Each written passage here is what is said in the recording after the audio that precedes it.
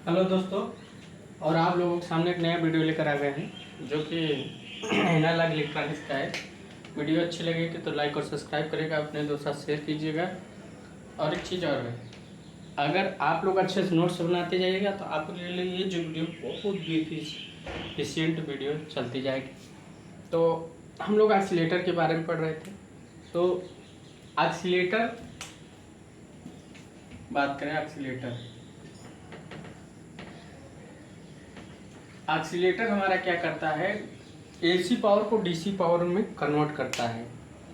AC power को DC power में convert करता है, मतलब जो एसी पावर है उसे डीसी पावर में कन्वर्ट। जैसे एक्सीलेटर है, ये क्या है, एक्सीलेटर है। तो एक्सीलेटर क्या कर रहा है, डीसी पावर को एसी पावर में कन्वर्ट कर रहा है। तो डीसी पावर है और एसी पावर है। याद रखिए, कभी कभी पूछ लेता है, एक्सीलेटर डीसी जो पावर होता है उसे एसी पावर में कन्वर्ट करता है, मतलब डीसी पावर को एसी पावर में कन्वर्ट कर लेगा। ये चीज़ याद रखिएगा। रेडियो रिसीवर के लिए हार्टले ऑसिलेटर प्रयोग किया जाता है, याद रखिएगा। रेडियो रिसीवर के लिए, सब छोटी छोटी बातें हैं। रिसीवर के लिए हार्टले ऑसिलेटर, कौन सा, हार्टले ऑसिलेटर। अगर एक चीज और, क्लेस्ट्रॉन ऑसिलेटर द्वारा, क्लेस्ट्रॉन आता है, क्लेस्ट्रॉन ऑसिलेटर द्वारा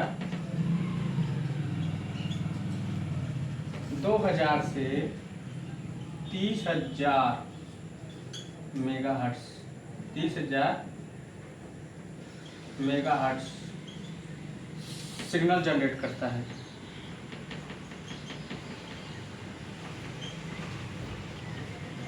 सिग्नल जनरेट करता है। ये छोटे छोटे पॉइंट हैं। और डीसी पावर को एसी पावर में कन्वर्ट करता है एक्सीलेटर, ठीक। और फिर एक चीज और है, एक्सीलेटर क्या करता है, हमने बताया था, क्या बताया था, 500 किलोहर्ट्ज से 6 मेगाहर्ट्ज तक, 500 किलोहर्ट्ज से ऐसे समथिंग बताया था, 6 मेगाहर्ट्ज, 600 किलोहर्ट्ज ऐसे कुछ था। 500 किलोहर्ट्ज से 6 मेगाहर्ट्ज तक सिग्नल जनरेट करता है। मतलब ये थोड़ा सा आप लोग नोट डाउन कर लीजिए, कभी पूछ सकता है कि ऑसिलेटर क्या करता है, डीसी पावर को एसी पावर में कन्वर्ट करता है।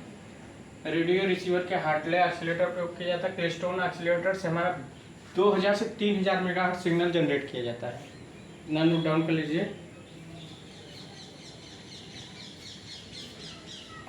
अब आगे चलते हैं हम लोग। टाइप ऑफ एक्सीलेटर, क्या type of accelerator, DC power को एसी पावर में कन्वर्ट करता है। अब type of accelerator, type of accelerator, type of accelerator की बात करें, एक्सीलेटर हमारे कई टाइप के होते हैं। एक ट्यून्ड एक्सीलेटर होता है, क्या होता है, ट्यून्ड। दूसरा होता है हार्टले, तीसरा होता है कॉलपिट, कॉलपिट, Wien bridge, Wien bridge, crystal,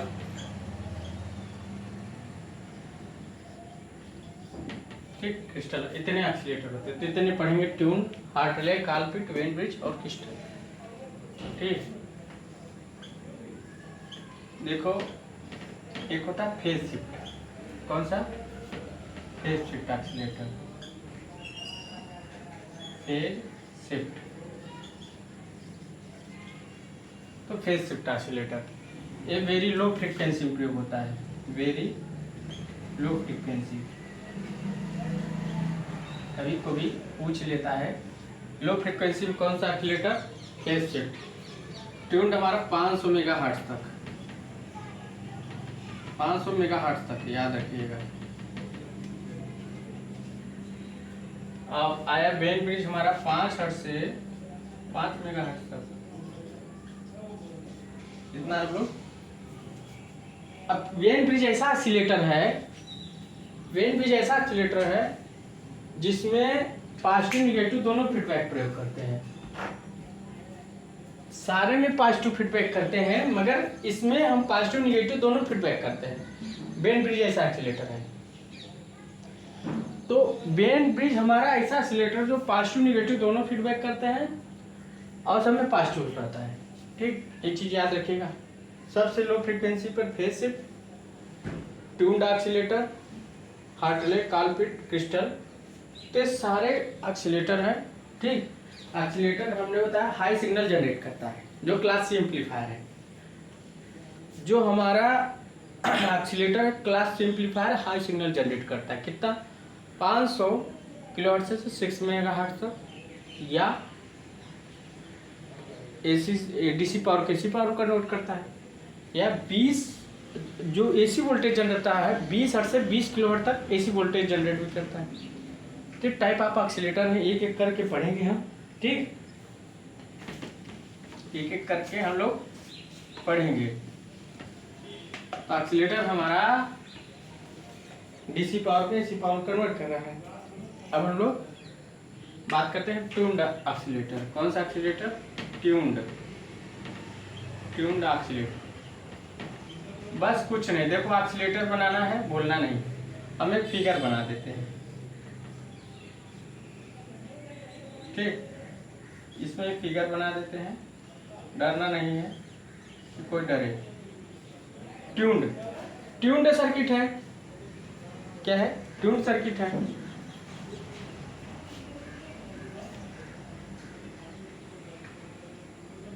यहाँ एक ट्यून्ड सर्किट लगा क्योंकि ट्यून्ड ऑक्सीलेटर है।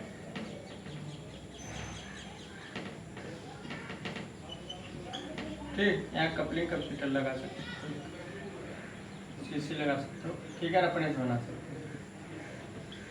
सीसी लगा सकते हो, या यहाँ इसे करो, एक बीसीसी यहाँ मत लगाओ, इस बीसीसी को यहाँ लगाओ, यहाँ से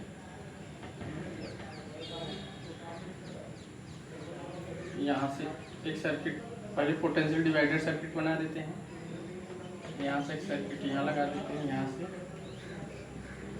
कैपेसिटर इनपुट, यहाँ से तो R1 हो गया, R2 हो गया, L1 हो गया, C1 हो गया, L2 हो गया। लीजिए, अरे इसमें एक यहाँ से अगर सीसी भी देते हो तो यहाँ से हम सप्लाई देते हैं, यहाँ से स्विच लगा देते हैं। ठीक, हमने सप्लाई यहाँ से दी बीसीसी, यहाँ क्या है? स्विच है, स्विच, यस, यहाँ सीसी मान लीजिए, यहाँ सीसी, ठीक, यहाँ सीसी, यहाँ सीबी, ठीक। अब क्या है? यहाँ सी, यहाँ डी। देखो ऑक्सीलेटर कैसे जनरेट करता है, ऑक्सीलेशन सिग्नल। बड़ा इंटरेस्टिंग चीज़ है कि ऑक्सीलेटर जो हमारा ऑक्सीलेटर सिग्नल कैसे जनरेट कर रहा है, दो लोग कैसे। देखो, जैसे हम स्विच ऑन करते हैं तो स्विच ऑन करते ही हमारा जो कैपेसिटर C1 है L1 के द्वारा डिस्चार्ज हो जाता है, या C मान लो, C के द्वारा जैसे डिस्चार्ज होता है वैसे ऑक्सीलेशन जनरेट होता है, वैसे ऑक्सीलेशन सिग्नल उत्पन्न होती है। जैसे ऑक्सीलेशन होता है तो सेकेंडरी में वोल्टेज जनरेट होता है, जो वोल्टेज हमारे इस एम्पलीफायर या एक ट्रांजिस्टर को फीडबैक देता है। एक कहानी है, तो जो फीडबैक देता है तो इस एक फीडबैक सिग्नल और आउटपुट सिग्नल, इसमें एक आउटपुट सिग्नल होता है VO और इसमें एक होता है फीडबैक सिग्नल VFD। इन दोनों के बीच का फेज डिफरेंस 180 अंश है। फेज डिफरेंस क्या है? फेज डिफरेंस, तो फेज डिफरेंस क्या है? 180 अंश है। और जो एक कॉमन एमीटर एम्पलीफायर है, सी एमीटर एम्पलीफायर है, इसको बोलते हैं कॉमन एमीटर। कौन सा एम्पलीफायर है? कॉमन एमीटर एम्पलीफायर जो लगा है ये हमारा खुद का 180 अंश देता है, फेज डिफरेंस खुद का 180 अंश देता है। तो जो इसका फीडबैक किया 180 अंश और इसका फीडबैक किया 180 अंश, टोटल 360 डिग्री। तभी बार का हाउसन कसौटी लागू होगी, तभी हमारा ऑक्सीलेटर प्रॉपर काम करेगा। कि जो हम फीडबैक सिग्नल दिए, फीडबैक सिग्नल और आउटपुट सिग्नल दोनों का जो फेज डिफरेंस हम इसको जब 180 दिए और स्वयं का 180 खुद है, कम्यूटेटर है, इन्वर्टर तरह है, तो इन्वर्टर की तरह फेज डिफरेंस इसका खुद 180, दोनों मिलकर 360 डिग्री दे दिए, तो हमारा एक्सीलेटर का शब्द प्रयोग होता है। तो फिर जो ऊर्जा हमारे आउटपुट में मिलती है, जो एम्पलीफायर और एम्पलीफिकेशन में आउटपुट में देता है, उस कुछ ऊर्जा का भाग हमारा इसमें जो हानियां होती है उसको पूर्ण करता है और कुछ हमारा एक्सीलरेशन का आउटपुट मिल जाता है। तो एक्सीलरेशन हमारा इसी वेव में काम करती है, समझ गए। तो हमने स्विच को ऑन किया, कैपेसिटर डिस्चार्ज, एक्सीलरेशन सिग्नल उत्पन्न, अनडैम्प्ड सिग्नल उत्पन्न, समझ गए। इसमें सेकेंडरी वोल्टेज आई, ये फीडबैक किया, 360 हर्ट्ज का सिग्नल जनरेट हुआ। तो इसका फ्रीक्वेंसी अगर निकालेंगे एफ आर, तो क्या होगा 2 पाई L1 C1 L1 C, देख सकते हो, लीजिए यही है और कुछ नहीं है एक्सीलेटर में, और कुछ नहीं है। एक्सीलेटर में ये चीज है कि सीधा स्विच को ऑन किए या अनडैम्प्ड सिग्नल उत्पन्न हुआ है, सेकेंडरी वोल्टेज जनरेट हो, फीडबैक किए, 360 डिग्री का जनरेट हो गया। एक कम्यूटेटर का फेज डिफरेंस इसका है, समझ गए।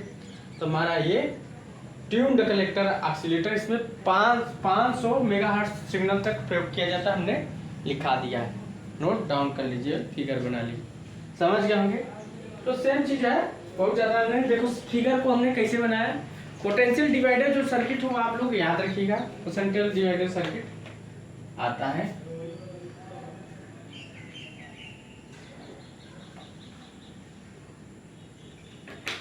एसी-डीसी सर्किट एनालिसिस बताए थे कैसे करना है। एसी-डीसी सर्किट एनालिसिस हमने कर दिया था, तो उसमें हमने AC load line, DC load line दोनों खींचा, ठीक, नोट डाउन कर लीजिए। बहुत ज़्यादा कुछ है नहीं, फिगर बहुत सिंपल सा है। अब आता है ट्यून्ड कलेक्टर, ट्यून्ड एक्सीलेटर हो गया, सेम चीज़ है। ट्यून्ड एक्सीलेटर के बाद फिगर वही रहेगा, देखो थोड़ा सा चेंज होगा, देखो फिगर वही रहेगा, हम ज़्यादा चेंज नहीं मिलेगा। अब अगला आता है ट्यून्ड एक्सीलेटर के बाद अगला एक्सीलेटर आता है आपका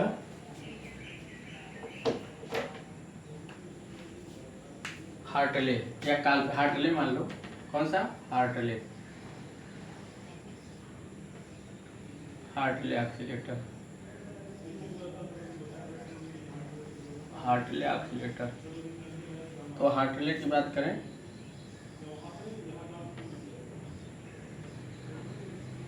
देखो सेम चीज यही रहेगा, कुछ नहीं, सेम चीज यही रहेगा, इसमें भी चेंज नहीं होगा, चेंज नहीं होगा इसमें भी, ठीक, सेम चीज वही रहेगा।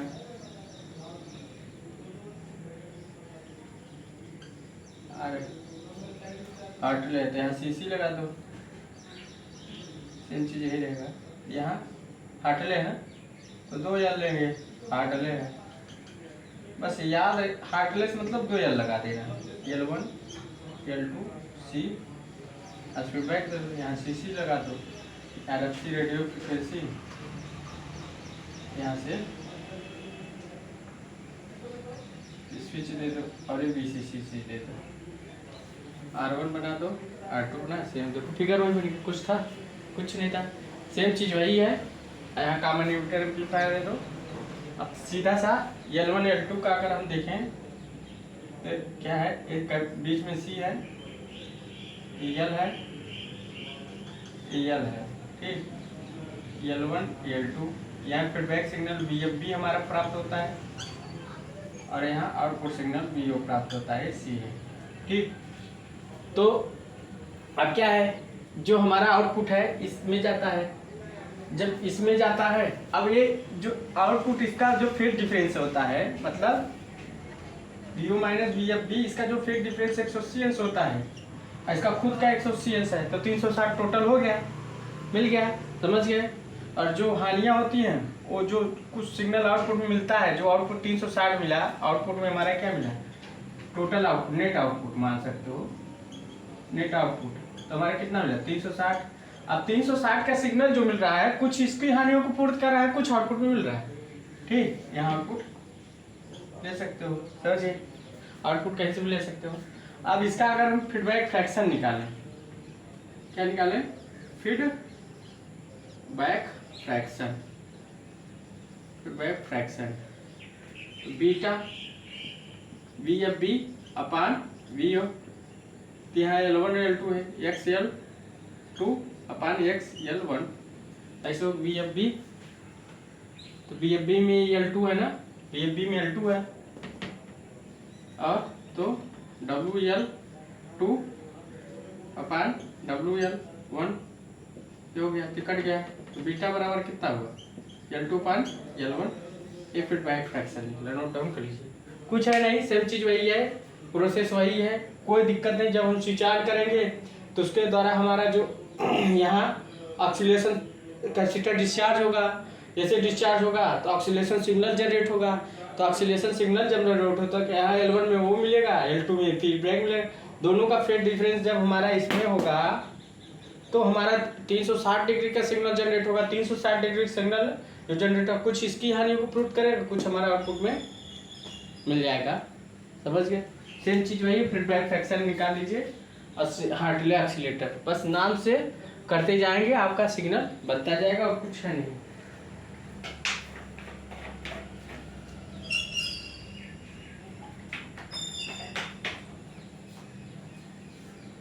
हार्टले ऑक्सीलेटर है, फीडबैक फ्रैक्शन है,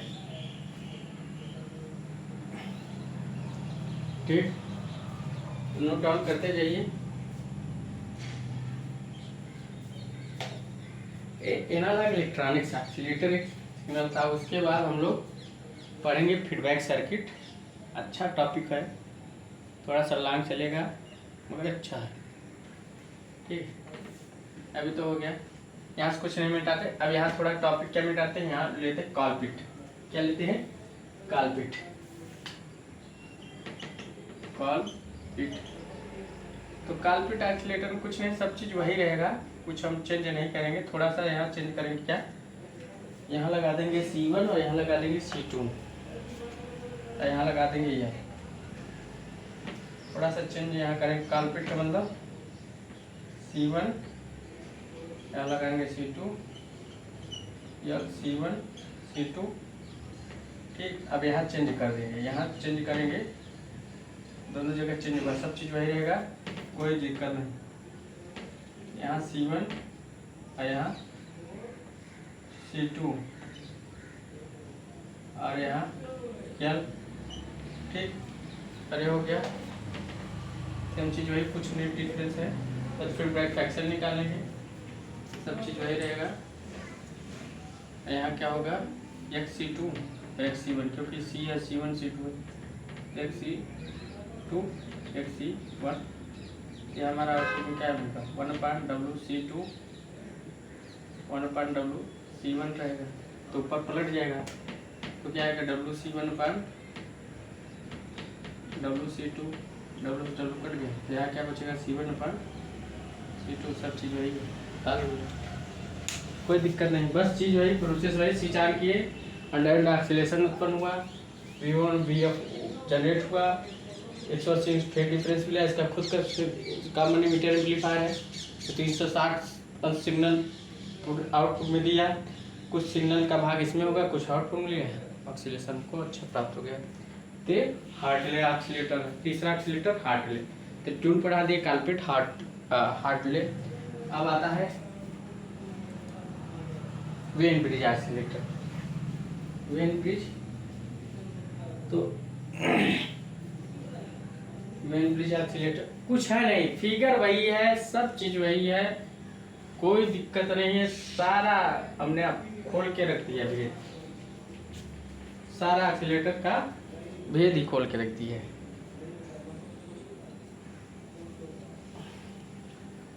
अब आते हैं फेज शिफ्ट, कहते हैं फेज शिफ्ट, सब चीज वही रहेगा, कोई दिक्कत नहीं होगा। यहाँ से पकड़ के इसको पकड़ लेंगे, यहाँ से क्या करेंगे,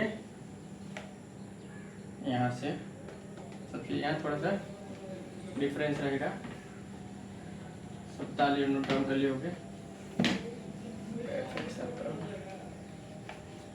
फेस सब चीज़ वही रहेगा, कुछ चेंज नहीं होगा। फेस थोड़ा सा चेंज क्या है, फेस शिफ्ट।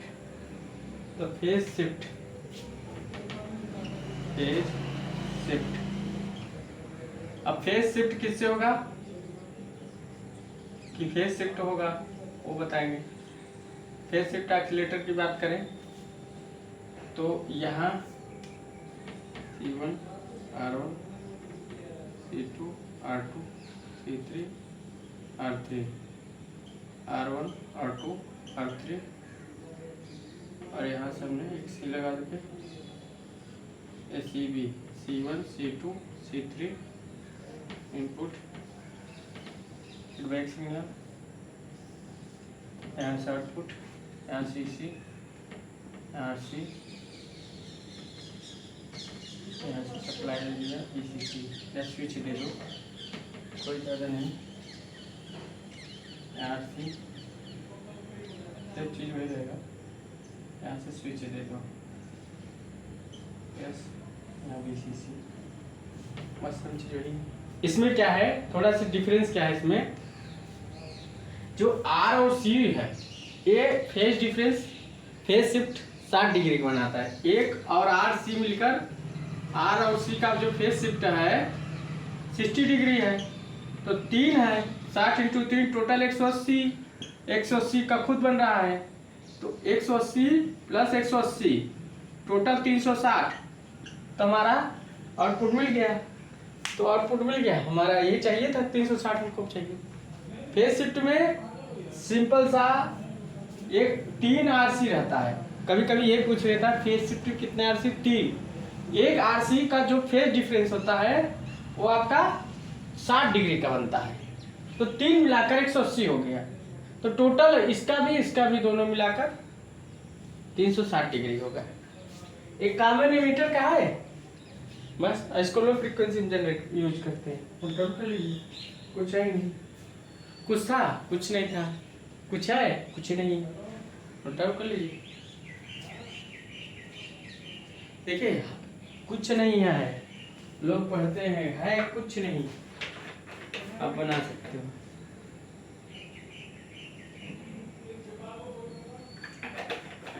अब आता है वेन ब्रिज ऑसिलेटर। कौन सा ऑसिलेटर? Wien bridge oscillator. और एक चीज और है,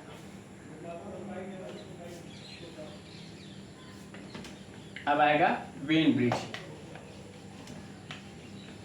कौन सा आएगा? Wien bridge oscillator. तो वेन ब्रिज क्या है? ब्रिज है भाई, तो नाम ही है वेन ब्रिज। तो वेन ब्रिज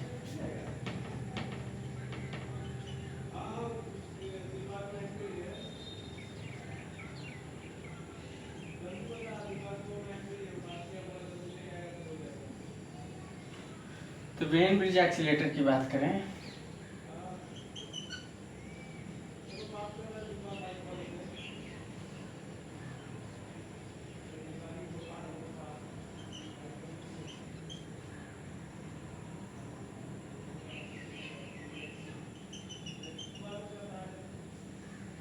यहाँ एक्सीलेटर हो जाएगा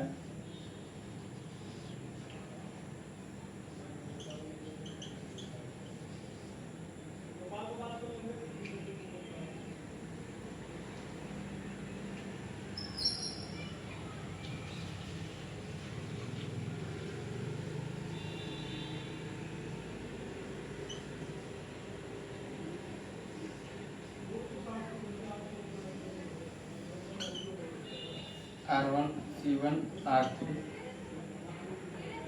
R3 और R4 C2 R2। यहाँ क्या है,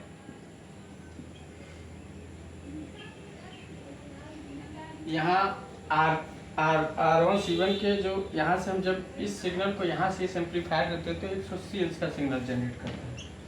तो 180 Hz सिग्नल जो होता है R1 R3 के सिर्फ दी जाती है। R3 R4 क्या करता है? निगेटिव फीडबैक देता है, जो क्या करता है दोलन की स्थिरता में सुधार आता है। C1 C2 को परिवर्तित करके हम लोग दोलन की आवृत्ति को परिवर्तित कर सकते हैं।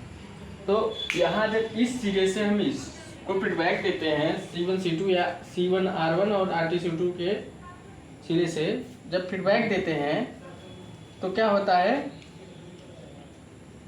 ये जो आउटपुट है इसको देते हैं, ये एम्पलीफायर एक्सोसिएशन पर R1 R3 देता है, R3 R4 निगेटिव फीडबैक देते हैं जो दोलन की स्थिरता में सुधार करते हैं, मतलब R3 and R4 negative feedback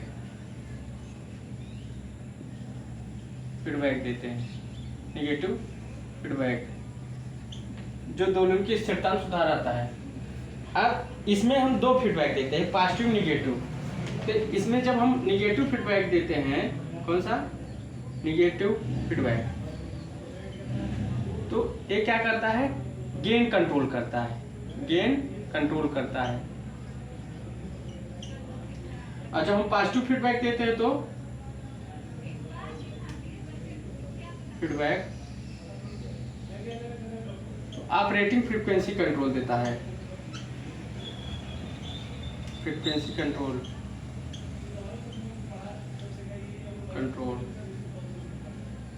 तो ऑपरेटिंग फ्रीक्वेंसी कंट्रोल करता है।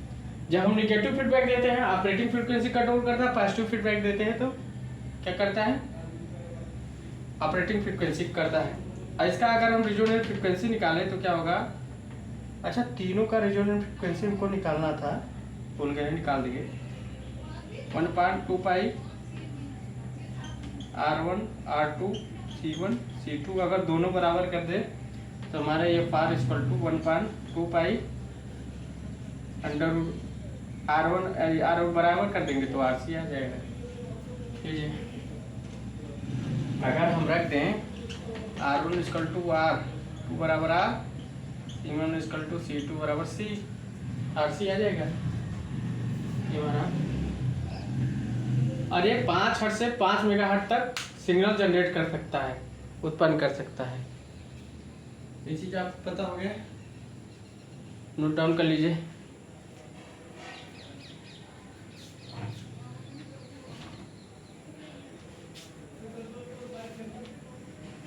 तो R3 R4 निगेटिव फीडबैक देता है, निगेटिव फीडबैक से गेन कंट्रोल करता है, पॉजिटिव फीडबैक से ऑपरेटिव फ्रीक्वेंसी कंट्रोल करता है।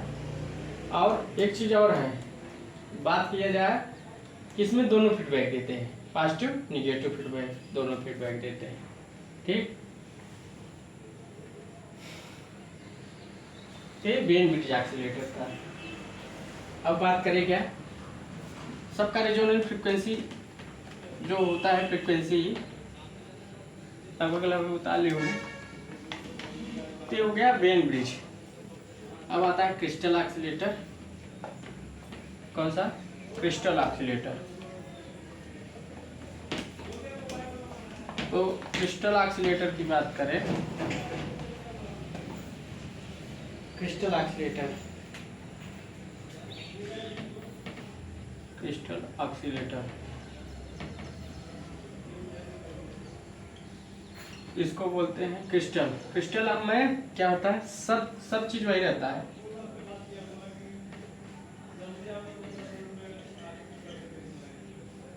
क्रिस्टल ऑसिलेटर में सब चीज वही रहता है, बस इसमें क्रिस्टल होता है, इसके बीच में क्रिस्टल होगा, ठीक, इसके बीच में क्रिस्टल होगा।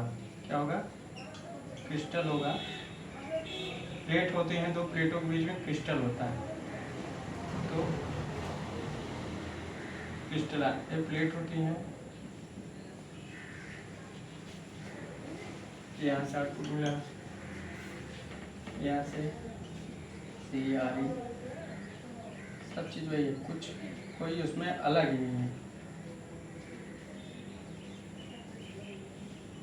इसके बाद R1 R2 यहाँ स्विच दिया, switch VCC, switch S, RFC, DC, और यहाँ से क्रिस्टल ऑसिलेटर है तो CB, यहाँ से फीडबैक सिग्नल, या सीधा फीडबैक दे दो। यहाँ क्या है, CB, यहाँ कॉम्बिनेट। अब क्या है, क्रिस्टल ऑसिलेटर की बात करें तो इसमें, इस क्रिस्टल में हम लोग 3 पदार्थ का प्रयोग करते हैं। एक रोचले साल्ट, रोचले, साल्ट, टूरमेलाइन,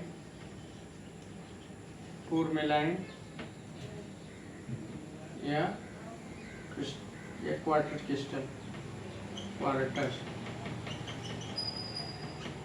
क्रिस्टल। इसमें इस क्रिस्टल में इस बीच वाला जो पार्ट है इसको बीच वाला बोलते हैं क्रिस्टल। क्या बोलते हैं? क्रिस्टल। इस बीच वाले भाग में क्रिस्टल होता है। इस क्रिस्टल में तीनों मटेरियल का या तो रोचले साल्ट या टूरमेलाइन या क्वार्टर क्रिस्टल। तो हम लोग ज्यादातर क्वार्टर क्रिस्टल का प्रयोग करते हैं क्योंकि कास्ट मिलो होता है, मैकेनिकल स्ट्रेंथ मस्त होता है, जिसकी वजह से इस क्रिस्टल का प्रयोग करते हैं। जब हम इस पर एसी वोल्टेज देते हैं तो इसमें वाइब्रेशन होता है, तरंग उत्पन्न होती है, तो इसका तरंग का आयाम ज्यादा होता है। उस समय एसी वोल्टेज की आवृत्ति और क्रिस्टल की आवृत्ति लगभग सेम होती है उस कंडीशन में। ठीक, तो बस अब इस क्रिस्टल की पैरेलल में ये मान लीजिए एफपी और यहाँ इम्पीडेंस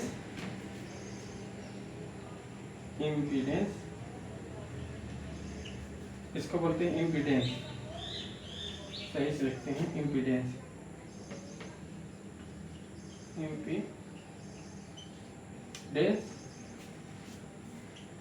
और इसको बोलते हैं फ्रीक्वेंसी।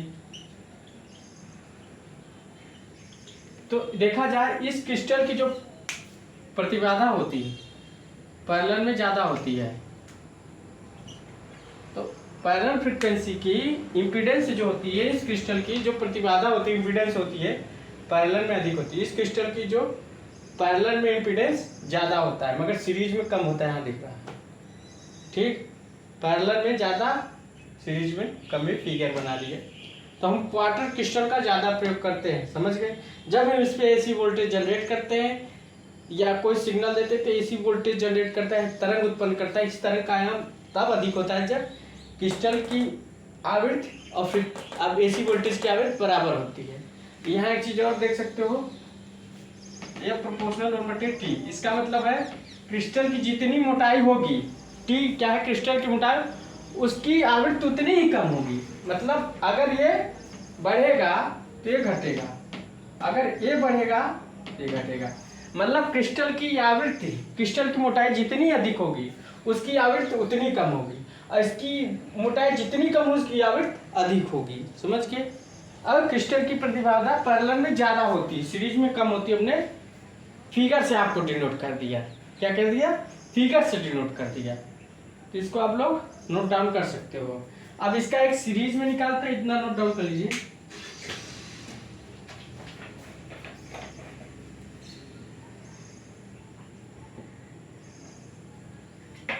किसका ज्यादा प्रयोग करते हैं? क्वार्टर क्रिस्टल का। क्यों करते हैं? क्योंकि इसका मैकेनिकल स्ट्रेंथ और कास्ट लो होता है इन दोनों के बीच। तो आपको ये सारा हमने डिटेलिंग किया है। अब क्रिस्टल की जो प्रतिबाधा होती है पैरेलल में ज़्यादा होती है, सीरीज में कम होती है। क्रिस्टल की मोटाई जितनी अधिक होगी उसकी फ्रीक्वेंसी उतनी कम होगी।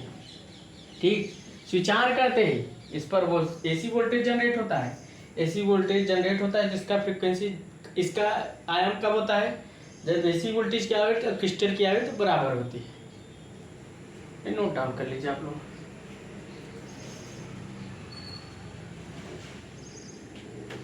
इसको नोट डाउन कर चुके होंगे। अब यहाँ अगर हम लोग बात करें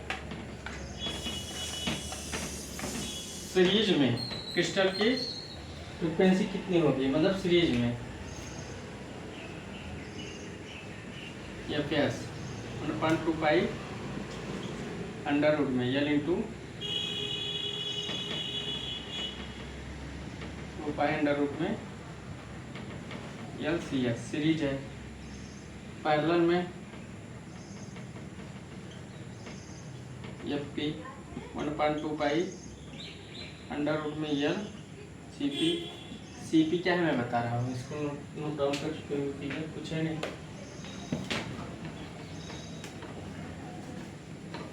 फिगर क्या है, कुछ नहीं है, देखो कुछ नहीं है भाई, कुछ नहीं है।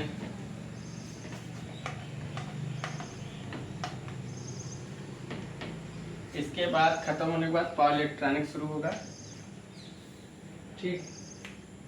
तो Cp बराबर Cs इंटू Cm या Cs प्लस Cm। यहाँ फिगर बनाना चाहते तो यहाँ Cl ClR, यहाँ पैरेलल में Cm लगा दो, जो पैरेलल में इम्पीडेंस अधिक होती है Cm। Cs अपान Cm लेस देन 1 या Cm इज ग्रेटर देन 100 सौ Cs। नोट डाउन कर लीजिए, इसमें आप लोग लगा सकते हो, ठीक। बना लीजिए, लीजिए पूरा आपके सामने क्रिस्टल हमने निकाल दिए, लगा सकते हो।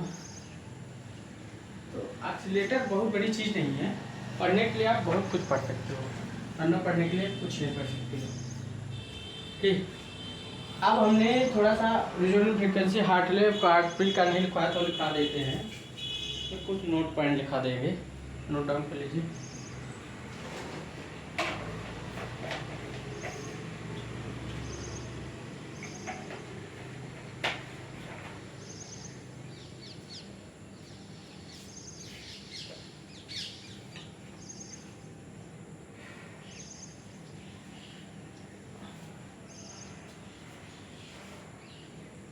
देखो हर चीज़ अपने से मेहनत करके पढ़ी जा सकती है, कोई बहुत बड़ी चीज़ नहीं है, समझ गए, मतलब कोई बहुत बड़ी चीज़ नहीं है।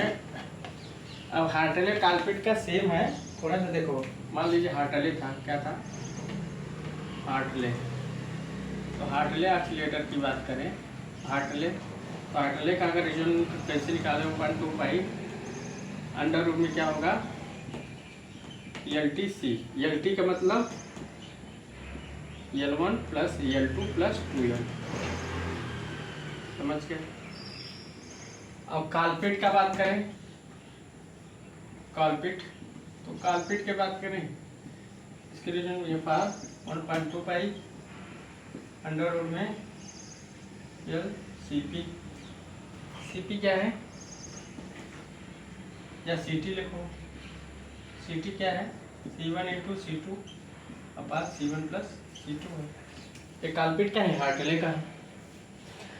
अब फीडबैक फ्रैक्शन दोनों का निकाले थे, इसका फीडबैक फ्रैक्शन क्या निकला था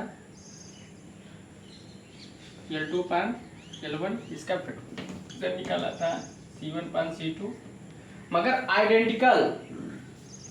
हम किसकी बात करें, इसको यहाँ लिख देते हैं बीटा इक्वल टू L2 पान L1, identical resistance as capacitance and capacitance, resistance and capacitance, feedback fraction का मान, identical resistance and capacitance, feedback fraction का मान, मतलब बीटा का मान 1/3 होता है। ये चीज़ याद रखिएगा, कहीं पूछ लेता है, ये ऑप्शन में पूछ लेगा, क्या करेंगे। आइडेंटिकल फीडबैक फ्रैक्शन बीटा का मान 1/3 होता है, याद रखिएगा। मतलब आइडेंटिकल पूछिए, आइडेंटिकल रेजिस्टेंस एंड कैपेसिटेंस में फीडबैक फ्रैक्शन का मान कितना होता है, 1/3 होता है, मतलब बीटा का मान 1/3 होता है। तो आप लोग के लिए नोट डाउन, नोट पॉइंट है, अच्छे से नोट करके रखिएगा। तो सारा ऑक्सीलेटर का हमने जितना टॉपिक था लगभग बता दिया। अब फीडबैक सर्किट का पढ़ेगा, फीडबैक सर्किट क्या होती है, पॉजिटिव फीडबैक, नेगेटिव फीडबैक, सब आपको पढ़ाया जाएगा। अच्छे से पढ़िएगा, थोड़ा सा लॉन्ग होगा तो क्या धीरे धीरे पढ़िए। आप लोग अच्छे से रहिए, स्वस्थ रहिए। So thanks.